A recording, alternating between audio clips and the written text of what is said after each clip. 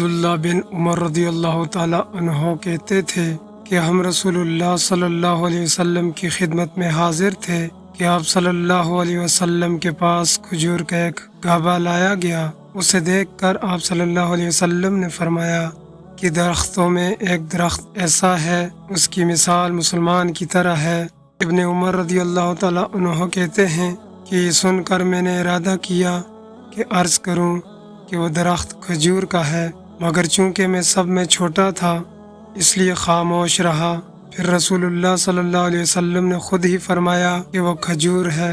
صحیح بخاری حدیث نمبر 72۔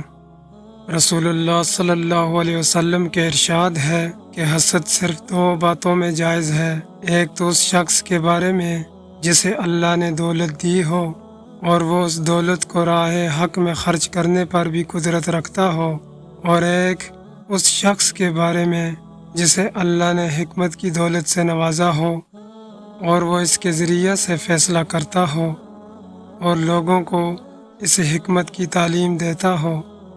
صحیح بخاری حدیث نمبر 73۔ رسول اللہ صلی اللہ علیہ وسلم نے فرمایا، ایک دن حضرت موسیٰ علیہ السلام بنی اسرائیل کی ایک جماعت میں بیٹھے ہوئے تھے کہ اتنے میں ایک شخص آیا اور اس نے آپ سے پوچھا کہ آپ جانتے ہیں کہ دنیا میں کوئی آپ سے بھی بڑھ کر عالم موجود ہے؟ حضرت موسیٰ علیہ السلام نے فرمایا نہیں۔ اس پر اللہ تعالیٰ نے حضرت موسیٰ علیہ السلام کے پاس وحی بھیجی کہ ہاں، ہمارا بندہ خضر ہے جس کا علم تم سے زیادہ ہے۔ حضرت موسیٰ علیہ السلام نے اللہ سے دریافت کیا کہ خضر علیہ السلام سے ملنے کی کیا صورت ہے؟ اللہ تعالیٰ نے ایک مچھلی کو ان سے ملاقات کی علامت قرار دیا اور ان سے کہہ دیا کہ جب تم اس مچھلی کو گم کر دو تو واپس لوٹ جاؤ، تب خضر سے تمہاری ملاقات ہوگی۔ تب موسیٰ علیہ السلام چلے اور دریا میں مچھلی کی علامت تلاش کرتے رہے۔ اس وقت ان کے ساتھی نے کہا، جب ہم پتھر کے پاس تھے کیا آپ نے دیکھا تھا؟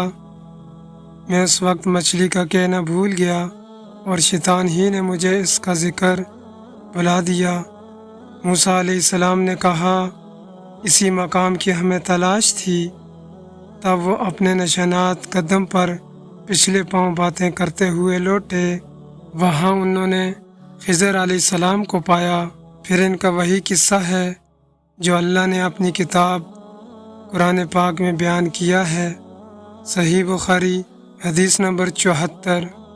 حضرت ابن عباس رضی اللہ تعالیٰ عنہ نے فرمایا کہ ایک مرتبہ رسول اللہ صلی اللہ علیہ وسلم نے مجھے سینے سے لگا لیا اور دعا دیتے ہوئے فرمایا کہ اے اللہ، اسے علم کتاب قرآن عطا فرمائی ہو۔ صحیح بخاری حدیث نمبر 75۔